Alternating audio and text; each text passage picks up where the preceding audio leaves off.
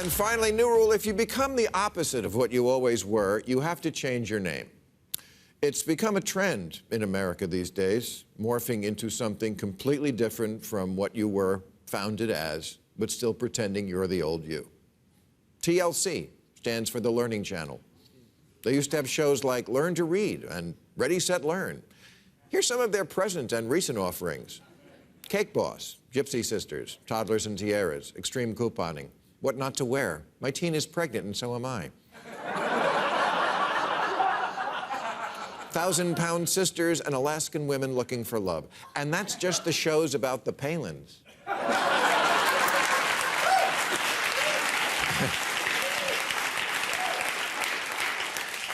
The A in A&E stands for arts. Seriously. They used to show the symphony. Now they have Deep Fried Dynasty, Hoarders, Storage Wars, Ghost Hunters, and Psychic Kids. You know, for people who find the Learning Channel too intellectual.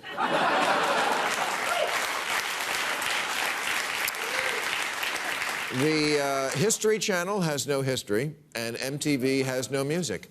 I'm just saying, you can buy a petting zoo and turn it into a bondage dungeon, but you gotta change the sign. Right? Okay.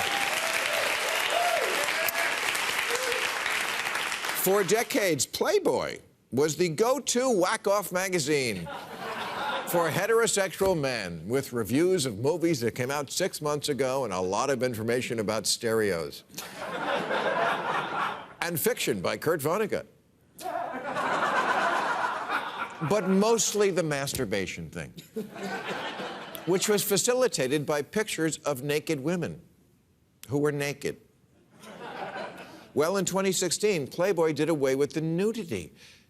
They took the tits out of Playboy. It's like taking the cats out of Cat Fancy.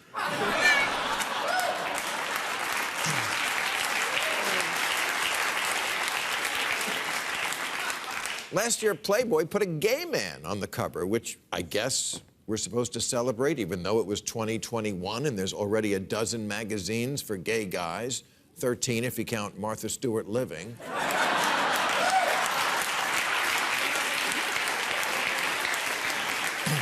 Do we really need LGBT representation in Playboy?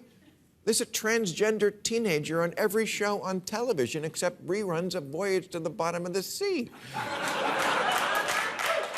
The same thing is going on with the Sports Illustrated swimsuit issue, which now celebrates all kind of bodies except, you know, the good kind.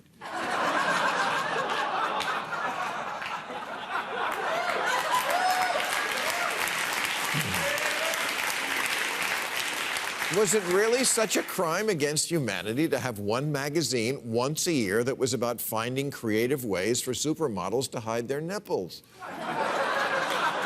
Now it looks like it's edited by the Huffington Post. Jeez, you have every other magazine. Do you hate Dad that much? If he can't rub one out in the garage, what is he supposed to do in there? Actually sand something?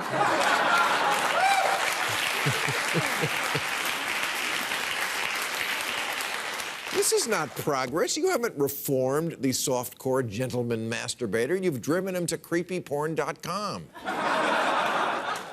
Or how about Valentine's Day, which was always a day to celebrate coupledom. It wasn't complicated. Flowers, chocolates, blowjob. And yet, every year now, I more and more hear this idea that Valentine's Day is also a day to celebrate being alone. Be your own Valentine. That's right, on the one day was specifically set aside to honor bonding between two people. Don't do that. Make it about the opposite of that. Be your own Valentine. Get your own cheap, stale chocolates at CVS.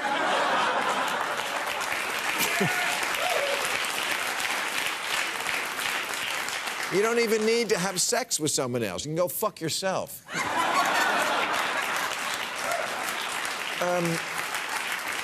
The Boy Scouts of America used to be an organization for boys because girls have cooties. But now the Boy Scouts accept girls, which I guess is inclusive, but it ignores the very important need for boys to sometimes get together as boys to fart in a sleeping bag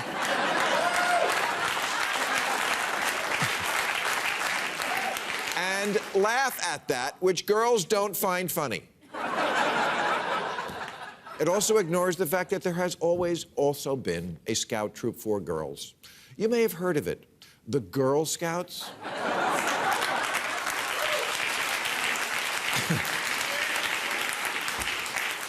Can't anything just be what it is anymore?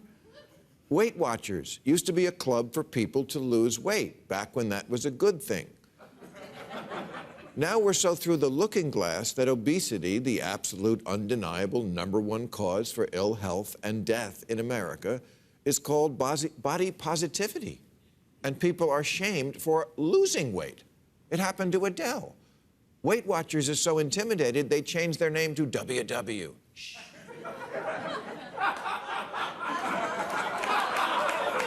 Why not just call yourselves Wait, Don't Tell Me?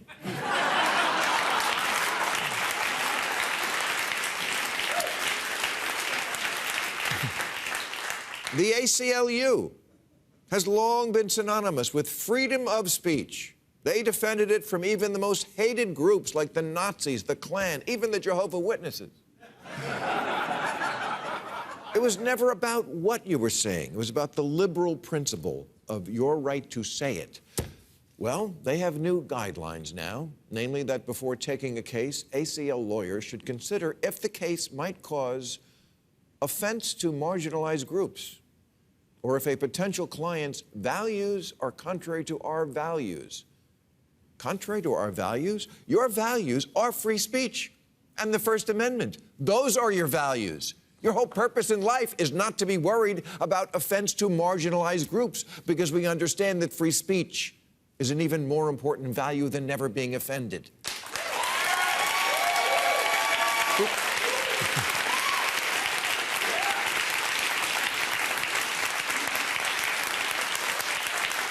Because you're the ACLU, not UCLA.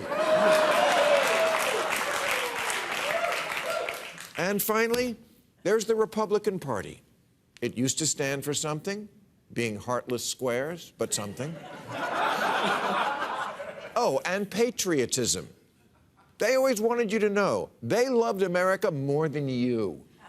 America first. Love it or leave it, flag pin in the lapel, thank you for your service, America.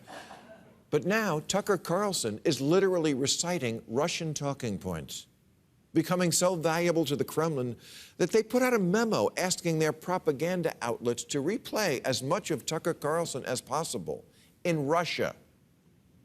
After the Capitol riot on January 6th, 147 Republican lawmakers in a congressional vote objected to the certification of an election they knew was legitimate. Okay, you can't be the super patriots who love America and also run on a platform of let's ignore the vote. You can't represent a form of government you yourself don't believe in. If you do, then you have to get another name, like maybe the Trump Party. He's pretty modest about putting his name on things, but maybe he'll license it just this once.